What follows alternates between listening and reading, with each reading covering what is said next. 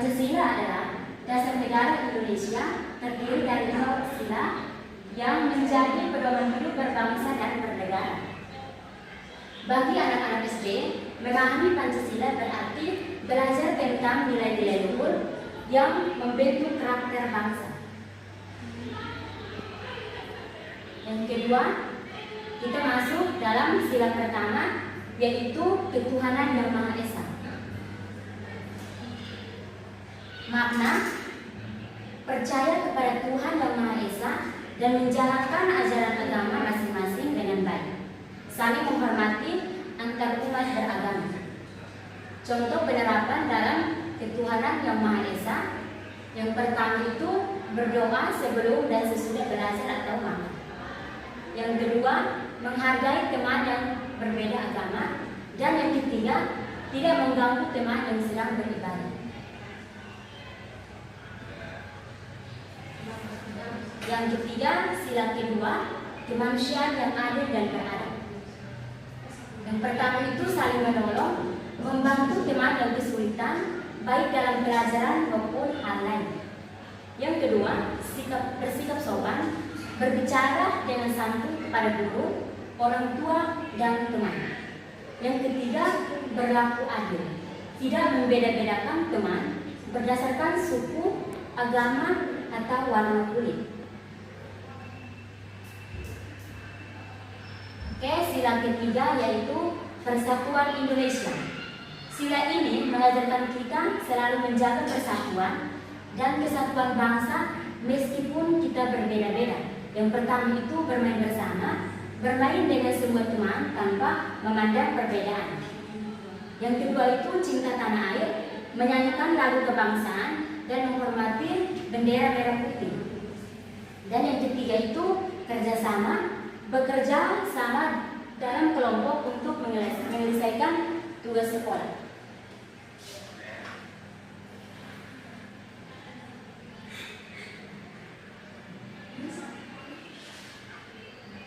Sila keempat dan kelima. Sila keempat, kerakyatan yang dipimpin oleh hikmat kebijaksanaan dalam permusyawaratan atau perwakilan. Sila keempat ini mengajarkan kita untuk bermusyawarah, berdiskusi untuk mencapai mufakat. Yang pertama itu berani menyampaikan pendapat saat diskusi kelas. Yang kedua, menerima hasil keputusan bersama dengan lapang dada. Yang kelima, sila terakhir yaitu keadilan sosial bangsa dan rakyat Indonesia. Sila ini mengajarkan kita untuk bersikap adil kepada semua orang dan tidak serakah. Contohnya seperti yang pertama itu berbagi makanan atau mainan dengan teman. Yang kedua, tidak mengambil hak orang lain.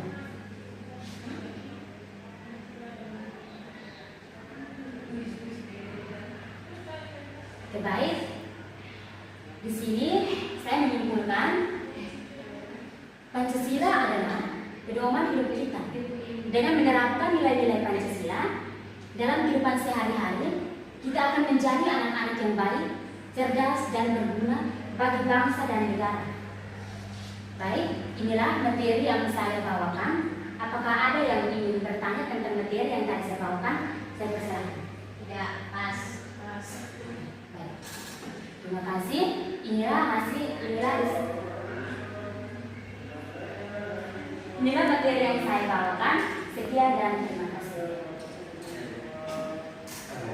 Selamat siang teman-teman. Selamat siang. Baik teman-teman, di sini saya akan membawakan materi tentang hak dan kewajiban. Yang pertama di rumah, yang kedua di sekolah, dan yang ketiga di masyarakat. Yang pertama, setiap orang memiliki hak dan kewajiban. Seperti hak adalah sesuatu yang harus diterima. Dan yang kedua, kewajiban. Kewajiban adalah segala sesuatu yang harus dilakukan menurut aturan yang berlaku. Yang ketiga, contoh dan hak siswa di rumah. Yang pertama, mendapatkan kasih sayang dari orang tua. Dan yang kedua, mendapatkan bimbingan dari orang tua. Ketiga, mendapatkan pendidikan melalui lembaga pendidikan. Yang keempat, memilih cita-cita yang diinginkan tanpa adanya paksaan dari orang tua. Kelima, mendapatkan perlindungan dari orang tua. Keenam, mendapatkan perawatan ketika sakit. Ketujuh, mendapatkan bimbingan dari orang tua. Kedelapan, mendapatkan pendidikan melalui lembaga pendidikan. Yang keempat, contoh hak siswa di sekolah. Yang pertama, memperoleh pendidikan dari guru. Yang kedua, memperoleh bimbingan dan latihan. Yang ketiga, memberikan kesempatan meminjam buku di perpustakaan sekolah. Dan yang keempat, diperbolehkan menggunakan fasilitas yang ada di sekolah.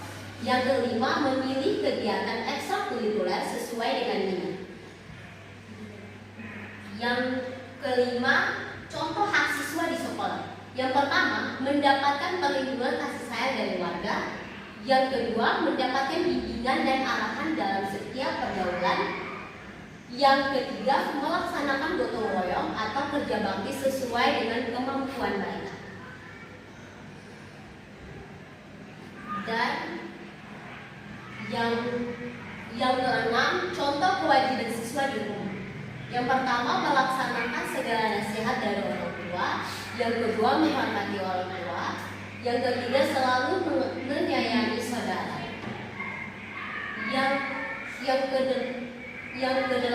Yang ketujuh, contoh kewajiban siswa di sekolah.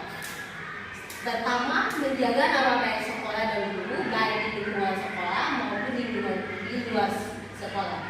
Yang kedua, menghormati guru dan saling menghargai antar sesama murid. Dan yang ketiga, melengkapi alat keperluan sekolah.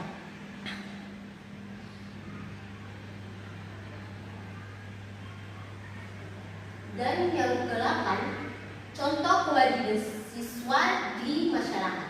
Yang pertama, mematuhi peraturan yang berlaku di lingkungan masyarakat.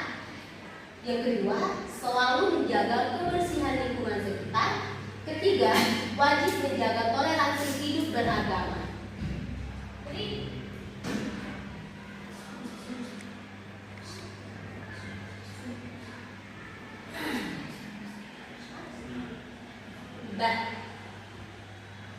Baik teman-teman, sekian dari materi yang saya bawakan. Apakah teman-teman ada sanggahan atau pertanyaan kepada saya?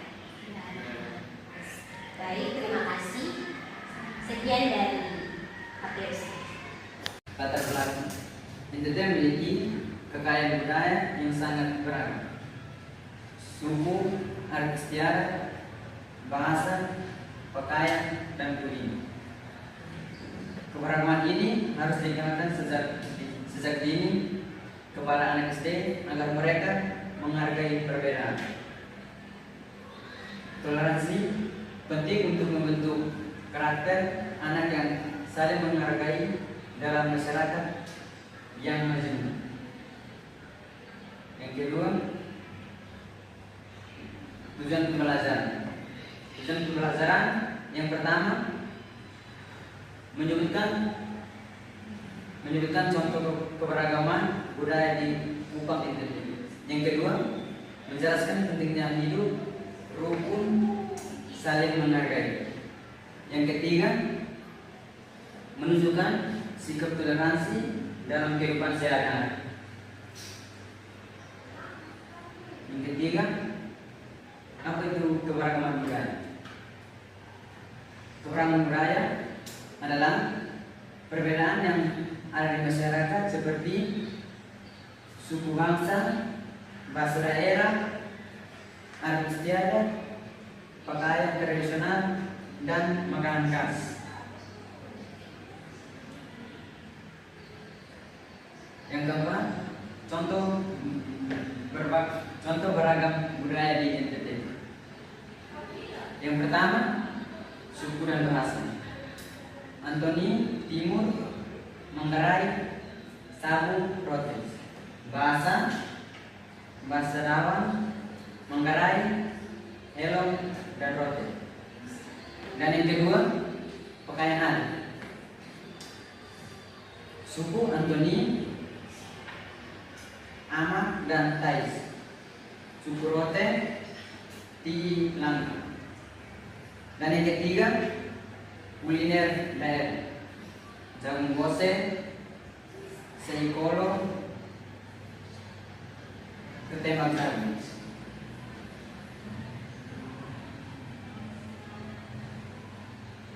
Baik, yang kelima, apa itu toleransi?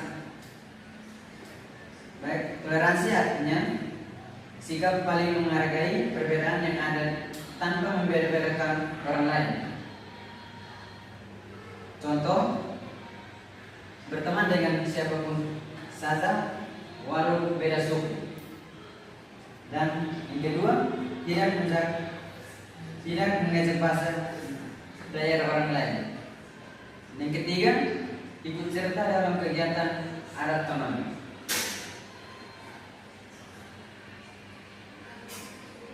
Yang keenam, pentingnya toleransi. Toleransi membuat hidup rukun, damai, tidak bertengkar, dan saling menghormati.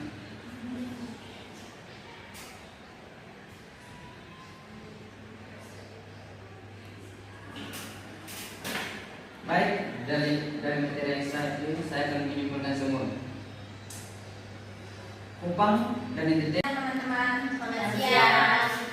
di sini saya akan menyampaikan materi tentang menjaga lingkungan dan sumber daya alam lokal dan tanggung jawab kita bersama. Lingkungan dan sumber daya alam lokal adalah fondasi kehidupan kita. Keberlanjutan menentukan kualitas hidup generasi sekarang dan mendatang. Mari bersama memahami pentingnya, tantangan dan langkah nyata untuk melestarikannya.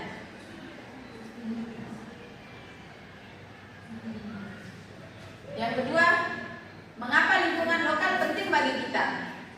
Yang pertama, keseimbangan ekosistem, menjaga keanekaragaman hayati dan fungsi alami ekosistem seperti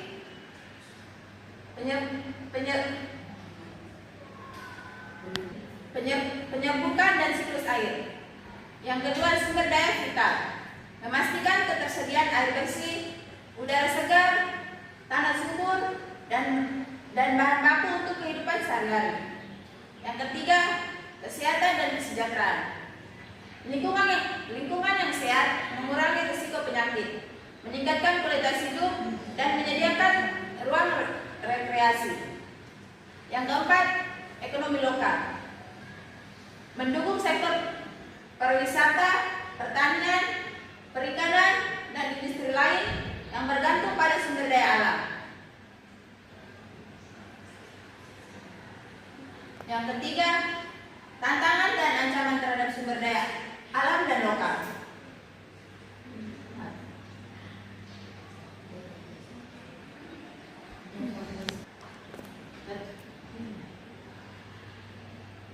Deforestasi dan degradasi lahan, pembukaan hutan ilegal dan praktik pertanian yang tidak berkelanjutan merusak tanah dan habitat asli. Pencemaran lingkungan industri, rumah tangga, dan pertanian mencemari sungai serta udara, membahayakan kehidupan. Yang keempat, langkah nyata melestarikan lingkungan kita.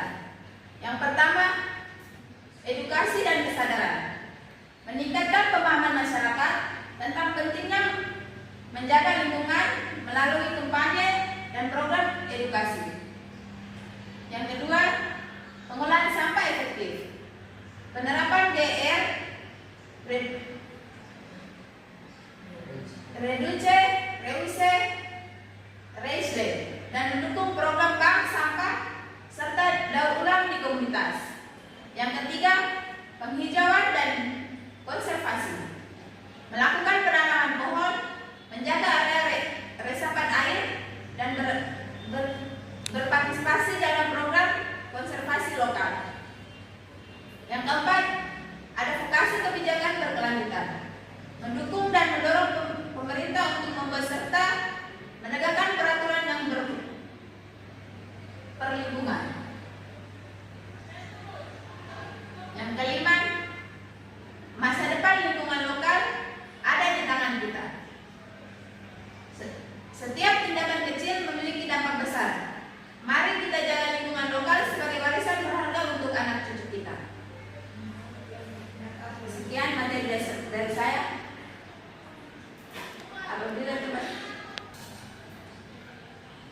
Ingat teman-teman.